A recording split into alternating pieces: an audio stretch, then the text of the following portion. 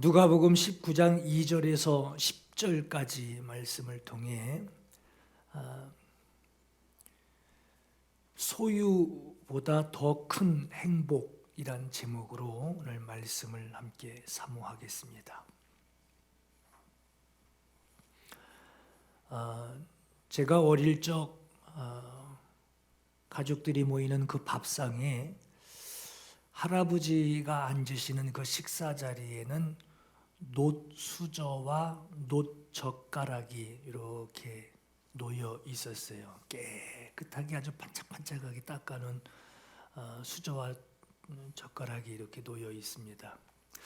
왜 저 노란 빛의 놋수저와 놋젓가락이 있는지 그 어린 나이에는 잘 알지 못했어요. 그저 할아버지 자리가 이 자리다라고 하는 어떤 표시 정도로만 알고 있었습니다. 금과 은을 구분할 줄 모르던 시절이었습니다. 여러분들 밥상에 만약에 어느 날 갑자기 하루아침에 금고 안에 들어가 있을 법한 그 황금 수저와 황금 젓가락이 여러분 밥상에 이렇게 놓여 있다면 여러분 밥을 맛있게 드실 수 있으실까요? 아마 대부분 그걸로 밥 한 숟가락 이렇게 뜨다 보면은 이게 지금 내가 밥을 먹는 게 아니고 금에다가 밥풀을 묻히고 있지라는 생각을 아마 대부분 하실 거예요. 금수저로 밥을 떠먹는 그 행복보다 이게 흠집이 날까봐, 금숟가락이 흠집이 날까봐 그 이빨이라도 닿게 됐다가 긁히게 되면 큰일 나니까 입도 겨우무려가면서 먹게 되고만해. 아마 입에 넣기도 부담스러워서 밥을 먹는 것 같지 않을 것 같습니다. 여러분, 행복한 식사는 어떤 것이 행복한 식사일까요? 하도 많이 사용해서 이리저리 찌그러진 그 양푼에다가 고추장 하나 턱 풀어놓고 거기다 참기름 한 바퀴 빙 돌려서 밥 넣고 쓱쓱 비벼가지고 뭐 금숟가락도 필요 없고 놋숟가락도 필요 없이 아니 일회용 숟가락이라도 그걸로 맛있게 퍼먹는, 밥풀 하나 남기지 않고 함께 숟가락 집어넣어서 막 서로 막 긁어가면서 먹는 그 밥이 참 맛있지 않겠어요? 금수저에 밥풀을 묻히는 그 부담스러운 마음보다 이렇게 양푼에다가 그냥 숟가락 그냥 부딪혀가면서 먹는 이 밥이 얼마나 맛있는 밥이겠어요. 여러분, 신앙인의 행복은 어떤 것이 신앙인의 행복일까요? 머리가 좋아서 공부를 많이 해서 또 기술이 좋고 재주가 좋아서 세상에서 돈을 많이 벌고 하는, 그렇게 사는 사람들 같이 내가 살지 못해서 세상 방법으로 모을 수 없는 그 부자가 될 수 있는 기회를 어떻게든 신앙으로 해보려고 하는 그 행복이라면 결국 세상 사람들이 추구하는 그 부요를 나는 신앙으로 누리려고 하는 것밖에 안 되잖아요. 그렇죠? 여러분, 행복이 뭘까요? 신앙인의 행복. 기도 많이 해서 돈 많이 모으는 걸까요? 신앙인의 행복이 뭘까요? 무엇보다 우리 하나님이 나와 함께하고 계시다라고 하는 것을 내가 분명하게 알고 그걸 누리는 것이, 그게 정말 신앙인의 행복이지 않겠어요?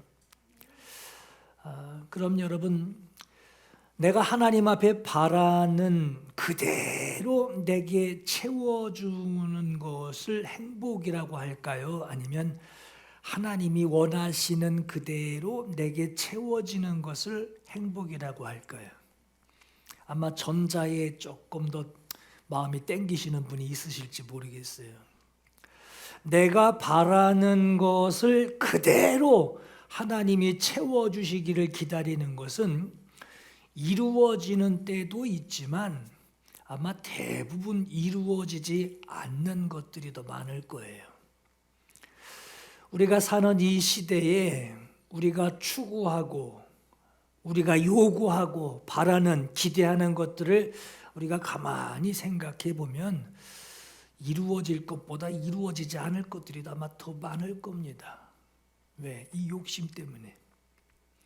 어쩌면 시간이 지나고 나서 내가 그때 그렇게 바라고 기다렸던 그거 그대로 이루어지지 않은 것이 얼마나 감사한지 다행스럽게 여길 때가 얼마나 많겠어요. 하나님이 원하시는 대로 내게 채워주시기를 기다린다라고 하는 것은 하나님이 뜻하시는 것이 있기 때문에 그 일은 반드시 이루어져요. 앞에 것은 안 이루어지는 것도 있고 이루어지는 것도 있고 안 이루어질 것들이 더 많을 내가 바라는 것들이라면 하나님이 원하시는 그대로 내게 이루어지기를 내게 채워지기를 기다리는 것은 그 일은 100% 이루어집니다. 왜? 하나님이 원하시니까. 그런데 한 가지 이제 우리가 의문을 갖죠. 그게 언제 어떻게 이루어지는지에 대해서는 우리가 예측하기가 어렵습니다. 하나님의 방법이니까. 예측하기 어려운 것은 하나님이 내게 주시는 것은 하나님이 선하게 여기시고 하나님이 원하시는 그 뜻대로 내게 필요한 아주 그 적재적소에 내게 필요한 것을 주시기 때문에 우리는 예측하기가 어려워요. 여러분, 이 두 가지 중에 어느 상황이 하나님이 함께 해주시는 행복한 생활이라고 우리가 생각할 수 있을까요? 세상 가치와 다를 것 없는 부자가 되는 것으로 내가 바라는 풍성한 만족일까요? 아니면 하나님이 원하시는 필요한 돌보심이 내게 행복한 생활일까요? 어느 것을 고대하고 계십니까? 하나님께서 이스라엘 백성에게 젖과 꿀이 흐르는 땅을 주시겠다고 하시고 이스라엘을 애굽에서 가나안 땅으로 인도하십니다.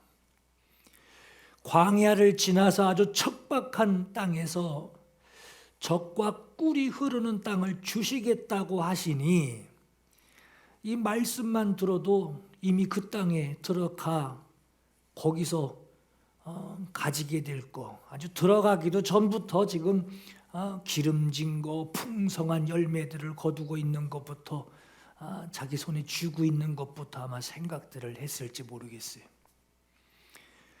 그런데 하나님이 말씀하시는 이 가나안 땅은 들어가기 전부터 젖과 꿀이 흐를 만큼 그렇게 기름진 땅이라는 말씀이 아닙니다. 가나안 땅이요, 아주 척박한 땅입니다. 그런데도 젖과 꿀이 흐르는 땅이다라고 말씀하신 것을 그 가나안 땅에 대해서 하나님께서 말씀을 해주셨단 말이에요. 네가 들어가 차지하려 하는 땅은 네가 나온 그 애굽 땅과 같지 않다. 거기 그 애굽 땅에서는 너희가 파종한 후에 발로 물 대기를 채소밭에 댐과 같이 하였거니와, 발동기를 이렇게 그냥 물이 그냥 흘렀단 말이에요. 그러나 건너가서 차지할 땅은 산과 골짜기가 있어서 하늘에서 내리는 비를 흡수하는 땅이요, 골짜기는 이제 갈라진 틈을 얘기를 하죠. 흡수한다라고 하는 것은 내리는 비를 마셔버리고 없다는 얘기예요. 마셔버린다라는 뜻입니다. 그 우물가의 여인이 예수님께 그러죠. 목마르지도 않고 여기 물길 오지도 않게 하옵소서 하고 그렇게 말했듯이 말이에요. 내 하나님 여호와께서 돌보아 주시는 땅이라 연초부터 연말까지 네 하나님 여호와의 눈이 항상 그 위에 있느니라 그랬어요. 지금 젖과 꿀이 흐르고 있다라는 것이 아니에요. 너희가 들어가자마자 제일 먼저 그것부터 쥐게 될 것이다라는 말이 아닙니다. 하나님이 너희와 함께 있어서 하나님이 너희를 돌보아 주시는 것으로 너희가 먹게 될 것이다 라고 하는 거예요. 여기서 하나님이 함께 계시겠다라고 하는 거, 하나님이 돌보아 주시겠다라고 하는 거, 이것도 조건이 있어요. 내가 오늘 너희에게 명하는 내 명령을 너희가 만일 청종하고 너희의 하나님 여호와를 사랑하여 마음을 다하고 뜻을 다하여 섬기면 여호와께서 너희의 땅에 이른 비와 늦은 비를 적당한 때에 내리게 하시리니 너희가 곡식과 포도주와 기름을 얻을 것이요 또 가축을 위하여 들에 풀이 나게 하시리니 네가 먹고 배부를 것이라 하셨어요. 마음을 다하고 뜻을 다하고 힘을 다하여 하나님을 사랑하고 그 사랑으로 주의 계명을 지키는 것으로 네가 하나님을 사랑하고 의지하는 자가 되면 너뿐만 아니라 네 집안에 네가 소유하고 있는 것 너의 가축들까지도 너로 인하여 먹을 풀을 주시겠다라고 하셨습니다. 하나님이 함께 하시는 것으로 살아가는 것, 이것이 하나님이 베풀어 주시는 행복이라고 하는 거예요. 이것이 젖과 꿀이 흐르는 것이다 라고 하시는 겁니다. 하나님이 말씀하시는 행복은 풍성한 곡식, 포도주, 기름, 가축이 먹을 풀이 풍성한 거 그게 아니라 먹고 배부른 것이 행복이 아니라 하나님이 너희와 함께 있어서 하나님이 돌보아 주시겠다라고 하는 그 하나님과의 관계 안으로 들어오는 것이 행복이라고 하는 거예요. 그래야 행복하다라고 하는 겁니다. 예수께서도 이르셨죠. 마태복음 28장 20절에도 마지막에 말씀하실 때 내가 세상 끝날까지 너희와 항상 함께 있으리라 그랬어요. 항상 함께 있으리라. 하나님이 함께 하시는 것으로 누리는 행복은 많은 재산을 가지고 있어도 누리지 못하는 신앙인의 어떤 행복이 있습니다. 재산이 많으면, 재물이 많으면 행복할 것으로 기대하고 또 실제로 재산과 재물이 많으면 생활이 넉넉해지니까 그걸 행복하다라고 우리가 생각들을 하게 돼요. 돈이 많으면 마음이 넉넉하잖아요. 그러나 그 행복이 착각이든 아니 실제로 그 많은 재물로 인해서 마음에 넉넉한 그 행복한 그 삶을 누리고 살든 재물이 많기를 바라는 것은 많은 사람들이 그걸 기대들을 합니다. 신앙인이든 비신앙인이든 많은 재물 가지고 살아가는 것을 싫어할 사람은 아마 한 사람도 없을 거예요. 하나님이 나와 함께하고 계시다라고 하는 것은 이 사실을 가장 먼저 가장 쉽게 확인하게 되는 것이 뭐죠? 하나님이 나와 함께하고 계시다. 저 사람 부자인가? 라고 하는 어떤 넉넉한 재물을 소유하고 있는 것을 보고 참 저 사람 복 받았네 하는 말을 우리가 먼저 하게 될 거예요. 곳간에 쌓아둘 곡식, 그게 넘쳐나는 것으로, 오늘날로 말하면 계좌, 통장 계좌에 금액이 얼마 많이 저축이 돼 있나 하는 것으로, 그것으로 복을 받은 것으로 우리가 여기게 되듯이 말이에요. 저는 오늘 이 본문의 말씀을 준비하면서 이런 질문을 해봤어요. 하나님의 사랑, 하나님의 그 은혜를 받아 가지고 있는 자가 가지는 행복, 그 행복과 나와 함께하고 계시다라고 하는 그 의식이, 그것으로 가지게 되는 내 기쁨과 감동과 나의 행복감이 돈으로 그 행복감을 느끼는 것 말고, 돈이 많아서 하나님과 나와의 관계를 기뻐하는 그 행복감 말고, 저게 많아서 행복하는 그 행복감 말고, 이 돈을 초월한 다른 행복감을 더 크게 느끼지는 못할까 하는 생각을 한번 해봤어요.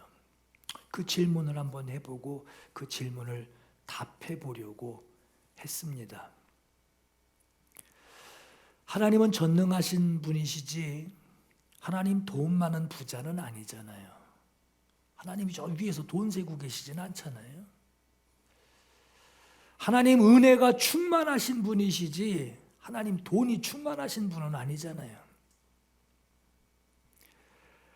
하나님의 큰 사랑을 받은 그리스도인이라고 하면, 하나님의 은혜를 받아서 하나님을 사랑하는 자가 되었으면 그리스도인이 느끼는 그 행복, 여기 가득한 그 행복은 돈이 많은 것으로 가지는 그 마음과는 좀 달라야 하지 않겠습니까? 돈이 많아서, 재산이 많아서 만족해하고, 돈이 적어서 이후에 내가 쓸 돈이 적어서 걱정하고 괴로워하는 그 가치에서, 그것들을 만족하고 불안해하고 괴로워하는 그 기준의 그 가치에서 그것을 초월한 행복, 그 행복이 이것들보다는 더 커야 하지 않겠냐는 거예요. 우리의 신앙의 행복 지수, 삶의 행복 지수가 재물을 가지고 있는 그 재물의 양, 그 가치에 두고 있다면 우리와 함께 하시겠다 하시는 그 하나님의 자리는 어디에 계시게 될까요? 아마 여러분 이 고민을 하게 된다면 그 고민은 한 가지 모습으로 드러나게 돼 있어요. 돈하고 하나님을 저울질하는 것밖에 안 되는 거예요. 사람들은 많은 재산을 소유하는 것을 신앙의 복으로 알고 있습니다. 더 많은 소유를, 그래서 그 행복을 증대시키려고 하나님 앞에 더 많은 소유를 복으로 기대하고 있어요. 그러나 신앙인의 행복은 소유에 있는 것이 아니라, 쌓아두는 것에 있는 것이 아니라 하나님이 함께 하시는 그 생활을 하는 것입니다. 하나님이 함께 하시는 생활. 돈이 많아지는 것이 아니라 기쁠 수밖에 없어요. 하나님이 함께 하는 생활은 기쁠 수밖에 없어요. 하나님이 함께 하시는 생활은 감사할 수밖에 없어요. 부족하다, 모자라다, 불평하고 불안해하지 않습니다. 감사할 수밖에 없어요. 행복할 수밖에 없어요. 돈이 없어서 부족해서 난 불행하다, 행복하지 않다라고 하는 것은 하나님과 함께하는 생활을 누리지 못하고 있는 거예요. 오늘 본문에요, 삭개오가 예수님을 만난 것으로 그가 이전에 가졌던 그 풍성함에서 예수님 만나고 나서 진짜 행복이 뭔지를 그가 보여주고 있습니다. 삭개오는 세리장이었습니다. 여러분, 장자 들어가면은 으뜸이라고 하는 거잖아요. 이 삭개오라고 하는 이 이름의 뜻이 이제 정의롭다라고 하는 그 뜻을 가지고 있는데, 그 이름 뜻과는 다르게 그의 생활은 그 이름과는 너무나 달랐습니다. 당시 로마의 이 식민 통치를 받던 유대인들은 자기들에게 세금을 거둬들여서 로마에 상납을 하는 이 세리들을 민족 팔아먹고 나라를 팔아먹는 반역자라고 했어요. 그리고 멸시했습니다. 더구나 삭개오 이 사람은 어떤 사람이냐? 그런 세리들을 관리하고 그들이 거두어들인 그 세금을 로마 정부에 상납하고 나머지 일부는 자기 수익으로 챙기는 세리장이었어요. 세리의 장이었단 말이에요. 세금을 자기 수입으로 여기고 많은 재산을 늘려서 소유한 사람이 바로 삭개오 세리장이었습니다. 누가 좋아하겠어요? 그런 삭개오가 예수 그리스도를 보고 싶어 하는 마음이 생깁니다. 왜? 세리장이었다라고 하는 거예요. 그 주변에 있는 세리들에게서 들은 이야기가 있습니다. 많은 사람들이 세리를 향하여 손가락질하며 나라 팔아먹은 반역자들이라고 막 손가락질하며 지옥에 가도 제일 먼저 들어갈 놈들이라고 손가락질하고 있을 때 오로지 한 분, 예수께서는 세리들 죄인들과 함께 하시며 그들을 배척하지 않으시고 손가락질하지 않으시고 오히려 어떤 세리는 주님이 제자로 삼아 주셨다는 그 말을 세리들로부터 듣게 돼요.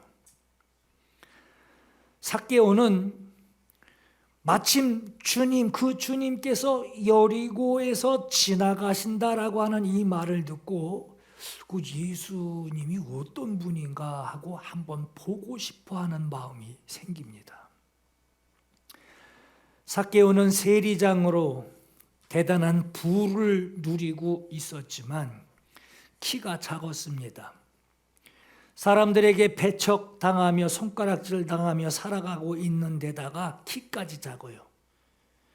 키가 작아서 시야가 확보되지 못하게 되니 길 앞에 있는 나무 위에 올라가 그 아래로 내려다볼 생각을 하고 결심을 하고 이제 나무로 올라갑니다. 돌 무화과 나무는 애굽 무화과 나무라고도 하는데 나무 열매는 무화과 나무 열매인데 그 잎이 뽕나무 같이 생겨서 뽕나무라고도 부르게 됩니다.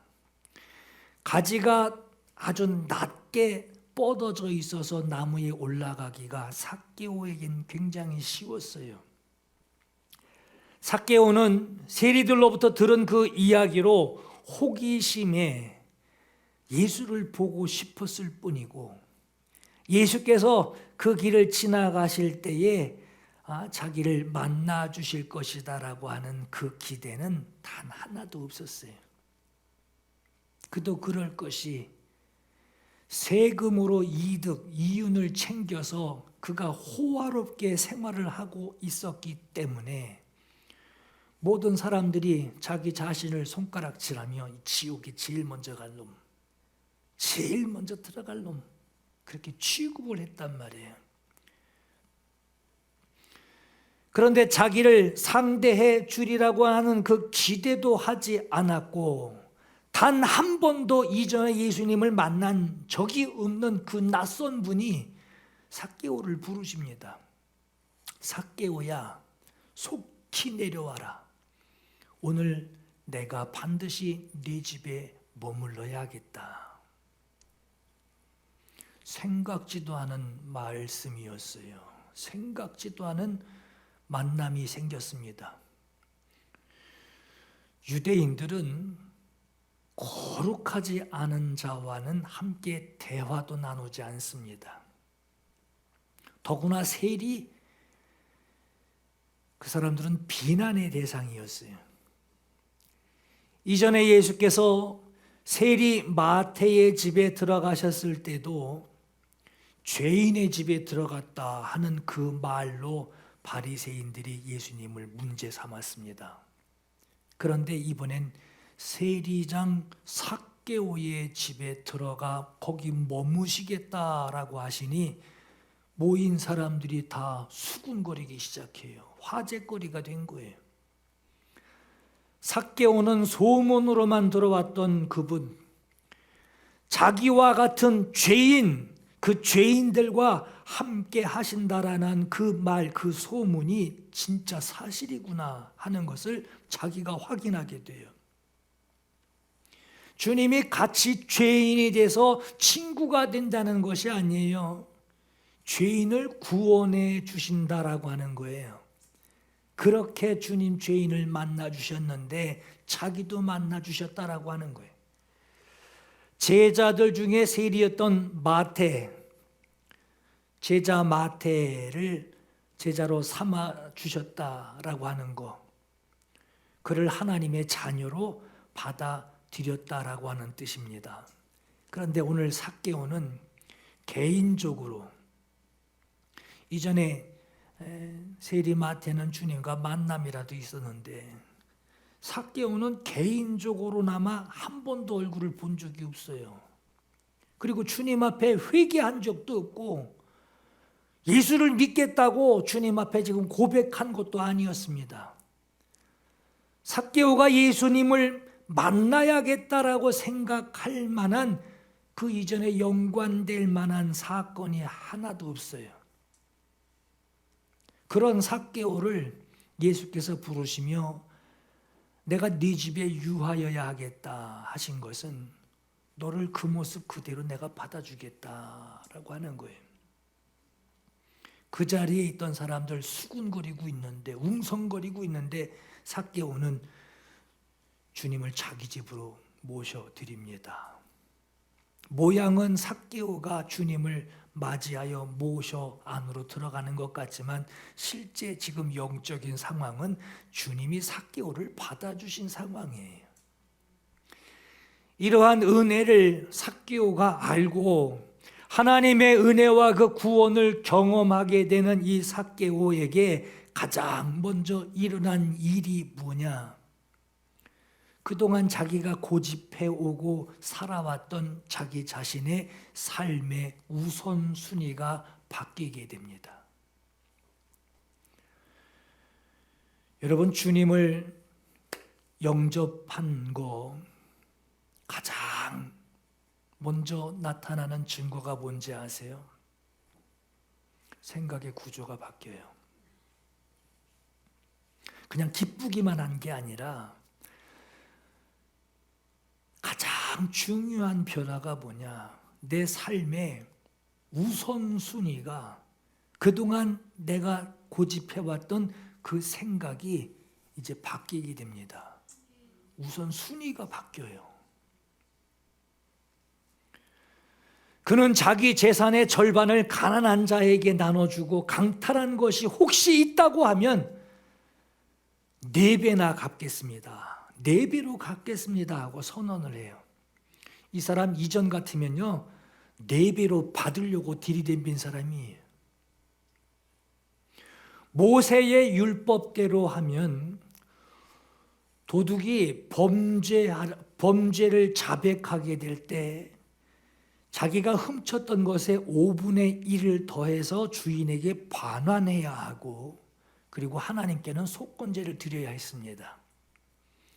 만일 훔친 것이 양일 때, 양, 살아있는 매 하는 양일 때, 살아있는 것, 훔친 것 그대로 살아있으면, 훔친 양이 살아있으면 2배로 갚으면 되고, 만약에 훔쳐왔는데, 산채로 훔쳐왔는데 양이 죽었다, 그럼 4배로 갚아야 돼요. 이게 모세의 율법이었어요. 나무에서 내려올 때에 그가 기뻐하며 주님을 자기 집으로 영접합니다. 어쩔 수 없이 영접한 것이 아니에요. 기뻐하며 영접을 하고 주님 앞에 순순히 자백을 하며 4배로 갚겠습니다라고 하는 이 말은, 여러분 범죄 현장에서 빼박이라고 여러분 재수없게 걸린 사람들, 그까짓 것 내 물어나면 되잖아요 하듯이 말이에요. 율법대로 내가 4배로 그냥 이것저것 가리지 않고 4배로 갚기만 하면 되지 않냐 하고 아주 뻔뻔하게 소리를 냈던 삭개오의 모습이 아니에요.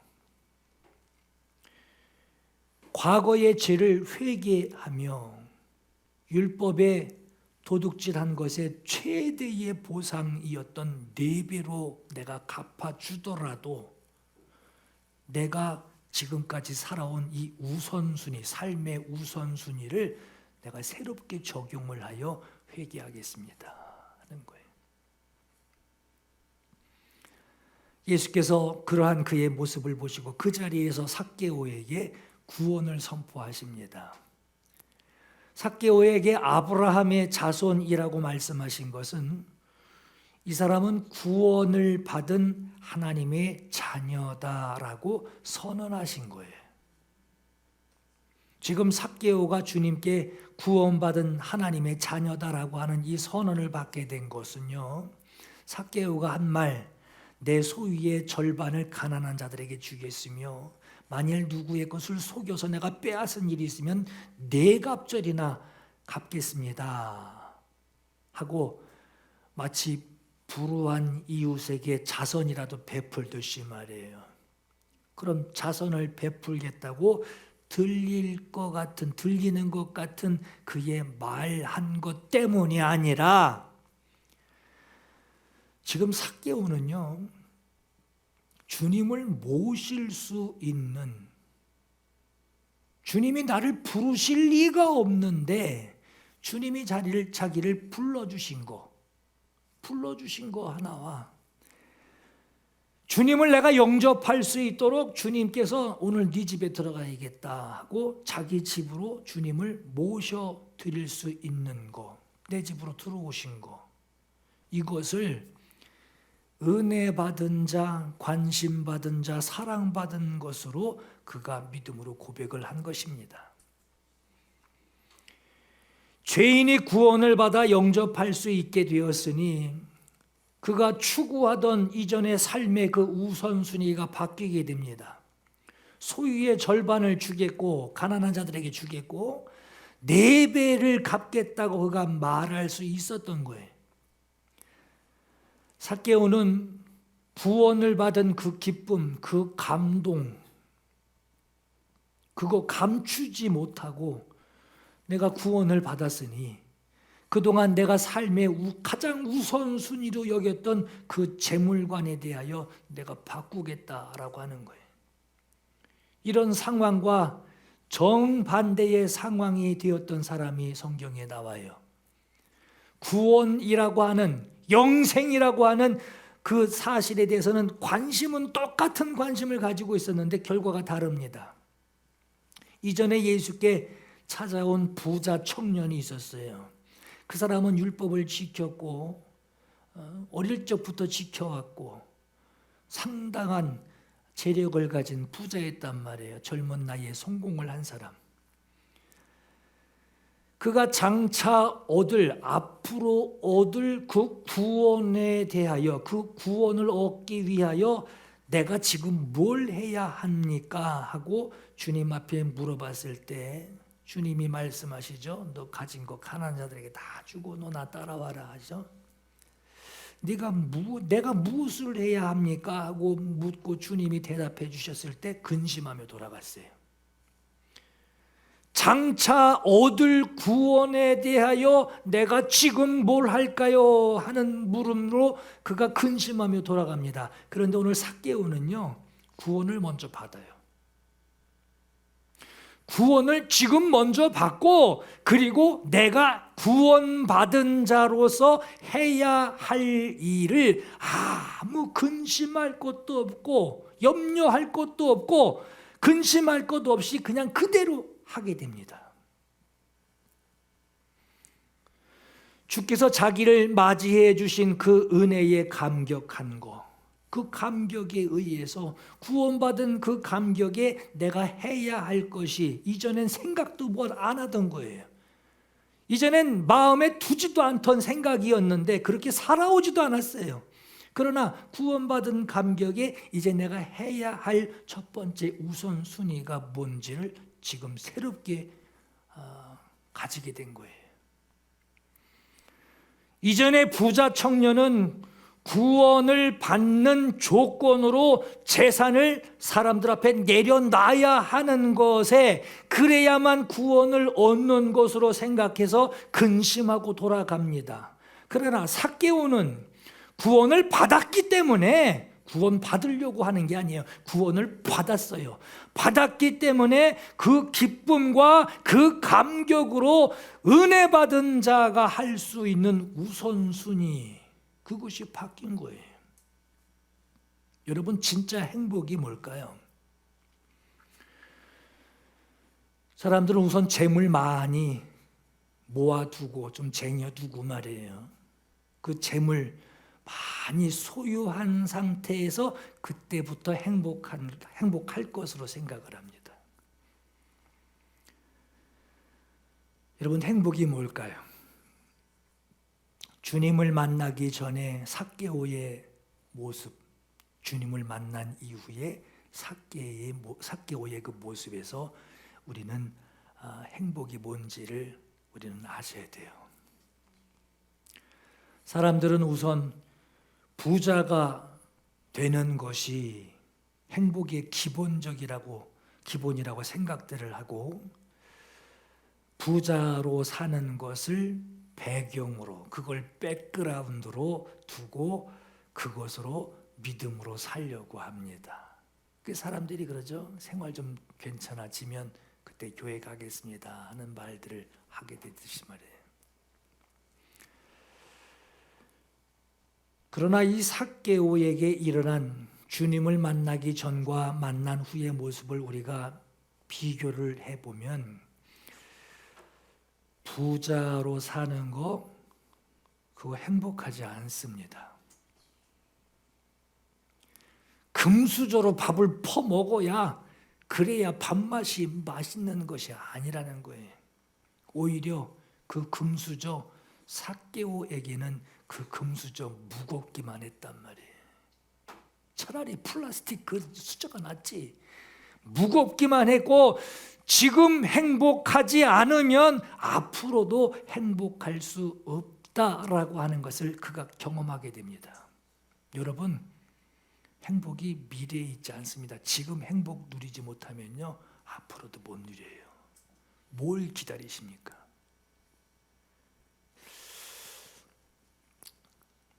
삭개오는 인생의 행복은 부자 되는 거야 라고 여겼던 사람이에요. 그래서 속여서 갈취하고 빼앗아가고 그것으로 이문 남겼던 사람이에요. 그 생각대로 부자가 됐습니다. 이 모습이 주님 만나기 전에 그 사람의 모습이었어요. 그러나 주님 만난 이후에 그가 그렇게 누리고 좋아했던 그 재물의 풍성함이 오히려 무겁게 자기를 짓누르고 있습니다. 그 짓누르고 있는 그 무게를 내려놓음으로 구원을 얻은 자의 그 행복을 이제 누리게 되는 거예요. 보세요. 어떤 사람은 누리지 못하고 오히려 영생을 얻는데 재물의 무게, 영생에 대한 궁금증을 가지고 있는데 재물의 무게, 돈의 무게로 인해서 근심하고 돌아갑니다. 그 사람은요, 하나님 찾을 때 그 사람은 근심하는 것이 신앙이에요. 그렇게 돼요. 똑같은 하나님 부르고 하나님 어떡해요 어떡해요 하는데 그 사람은 근심하는 게 신앙이에요. 걱정하는 게 신앙이에요. 삭개오는요, 구원의 행복을 누립니다. 기쁨으로 아주 가벼워진 삶으로 바뀌게 됩니다. 이 사람은요, 구원받은 그 감격, 그 기쁨이 그 사람의 신앙이에요. 이렇게 달라요.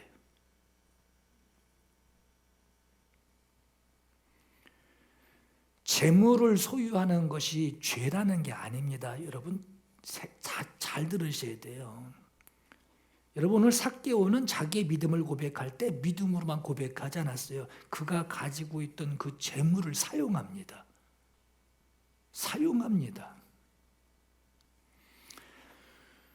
우리는 하나님이 우리를 부르시고 우리를 사랑해 주시고 함께 해 주시는 것에 대해서 그것으로 기뻐하며 살아가는 사람들이에요. 여러분 그 감동, 구원받은 감동, 하나님이 나와 함께 하시는 그 상황을 경험하는 거, 그 감격이 없이 살아간다면 참 불행한 거예요. 우리는 그 기쁨으로 살아가는 자들이에요. 우리와 함께 해주시는 증거가 뭐냐? 삭개오의 고백이 우리에게도 있어야 합니다.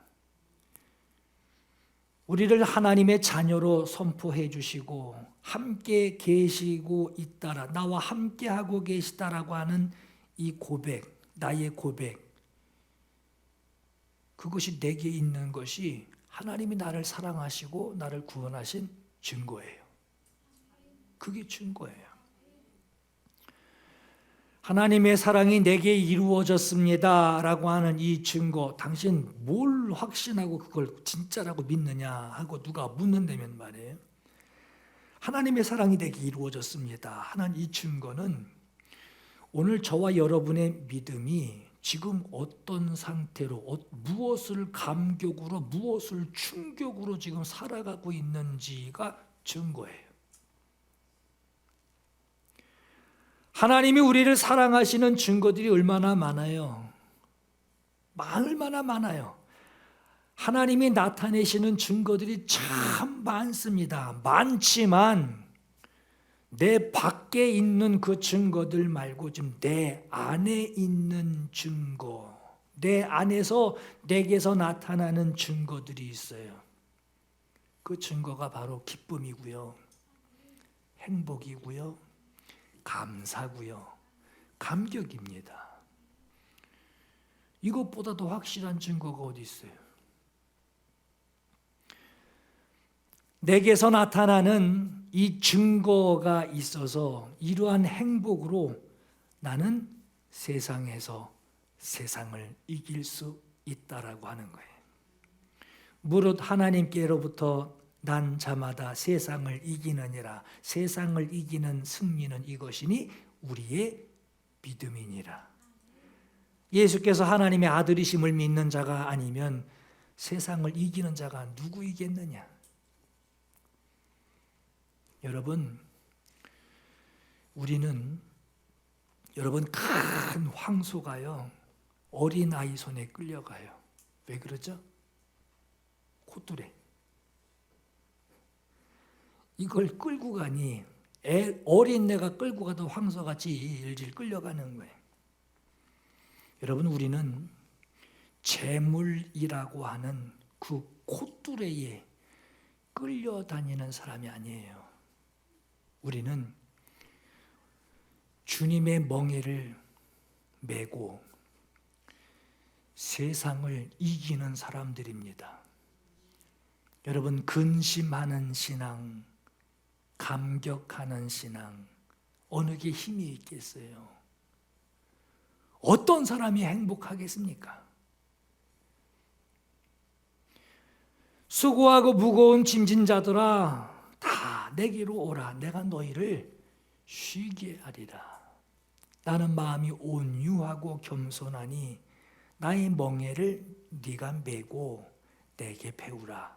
그리하면 너희 마음이 안식을 얻으리니 이는 내 멍에는 쉽고 내 짐은 가벼움이라 하셨어요. 여러분, 주님의 멍에를 메고 마음의 안식을 얻으며 구원받은 감격, 주님이 나와 지금도 함께하고 계시다라고 하는 이 감동, 그 감동과 감격이 사라지지 않을 그 믿음의 길을 주님의 멍에를 메고 가라는 거예요. 오늘 여러분, 이러한 구원받은 은혜의 감동이 여러분들 사는 우리 세상의 요구를 우리가 이기는 믿음의 길을 걸어가시는 저와 여러분 되시기를 예수 이름으로 축원합니다. 기도하겠습니다.